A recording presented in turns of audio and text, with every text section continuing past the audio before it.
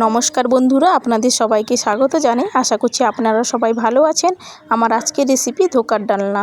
যে কোনো নিরামিষ দিনে এই ধোকার ডালনা আপনারা রান্না করতে পারেন, খুবই ভালো হয়। তবে চলুন দেখে নেওয়া যাক আমি কেমন করে ধোকার ডালনা বানাই। তো বন্ধুরা, ভিডিওটি প্রথম থেকে শেষ পর্যন্ত দেখার জন্য আপনাদের কাছে অনুরোধ রইল। এখানে একটা বাটিতে 2 কাপ পরিমাণ জল নিয়ে জলটাকে গরম বসিয়ে দেব। দোকান থেকে ধোকা প্যাকেট কিনতে পাওয়া যায়, এখানে আমি ওই ধোকাটাই দিয়ে আজকে রান্না করব। তো এখানে জলটা আমার গরম হয়ে গেছে। এবার আমি মিক্স করে রাখা ডালের গুঁড়োটা গরম জলের সঙ্গে ভালো করে মিশিয়ে নেব।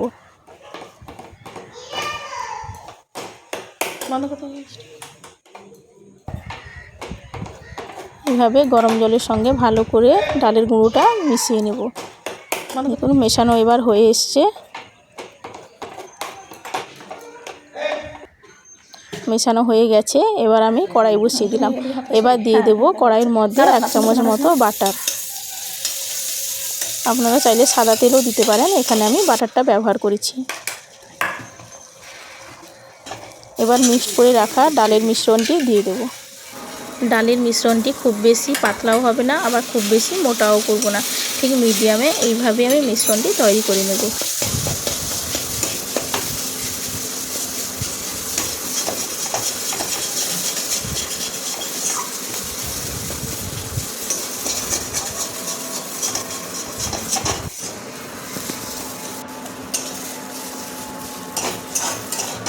এবার আমার মিশ্রণটি তৈরি হয়ে গেছে। দেখুন কতটা সুন্দরভাবে শক্ত হয়ে গেছে। এবার আমি এখানে একটা থালা নিয়েছি, থালার চারিদিকে তেল লাগিয়ে দেব।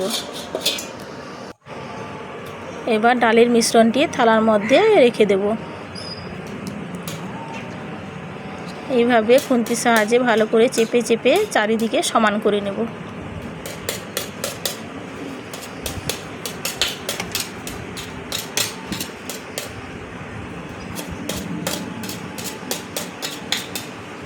দেখুন চারদিকে ভালো করে সমান করে নিয়েছি। এবার একটা ছুরি নিয়েছি, ছুরির সাহায্যে পিস পিস করে কেটে নেব।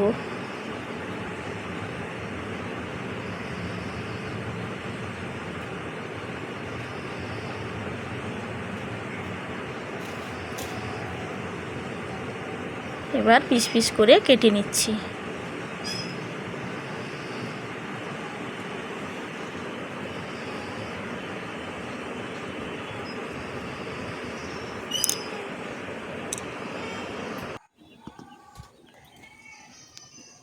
এইভাবে পিস করে কেটে নিয়েছি। দেখুন আরও একটা পিস কাটা আপনাদেরকে দেখিয়ে দিচ্ছি।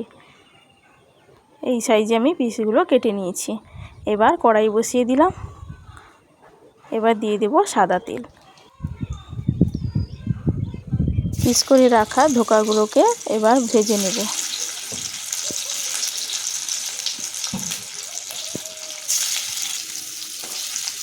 উল্টে পাল্টে লাল লাল করে ভেজে নেব।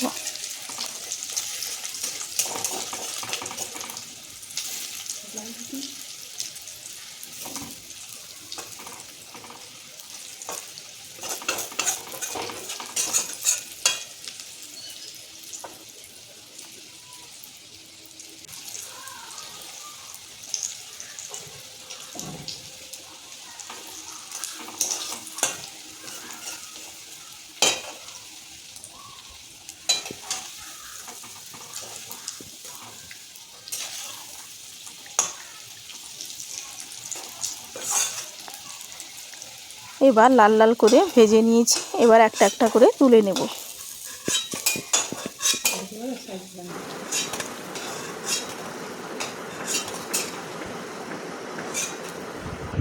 সব ধোকাগুলো আমার ভাজা হয়ে গেছে। এবার ওই তেলের মধ্যে আর একটু সাদা তেল দিয়ে দিলাম। এবার টুকরো করে রাখা আলুগুলোকে ভেজে নেব।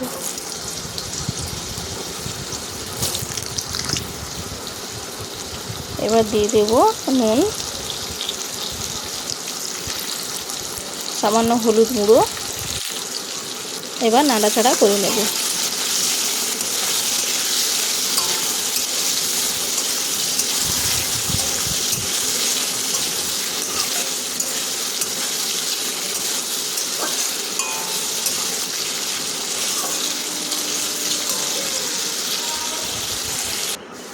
এবার আলুটা আমি লাল লাল করে ভেজে নিয়েছি। এবার ফোড়ন হিসাবে দিয়ে দেব গোটা জিরে,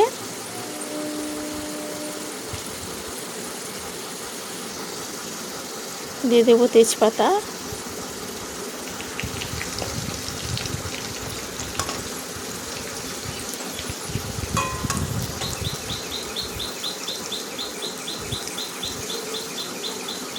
এরপর দিয়ে দেব টমেটো কুচি।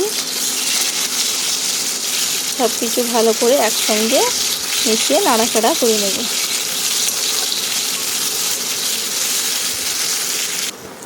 টমেটোটা এবার গলে গেছে।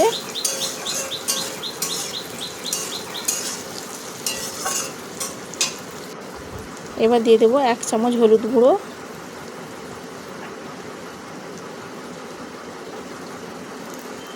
1 চামচ লঙ্কার গুঁড়ো। এবার ভালো করে নেড়ে চেড়ে নেব।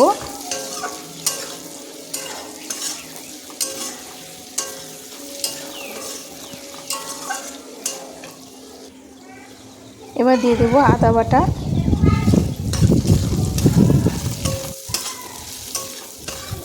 এবার মশলাটা ভালো করে কষিয়ে নেব।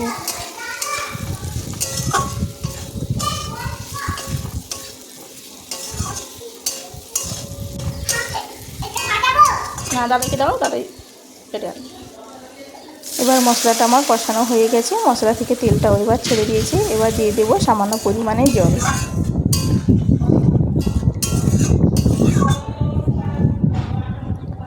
জলটা এবার ফুটে গেছে। এবার দিয়ে দেব ভেজে রাখা ধোকা।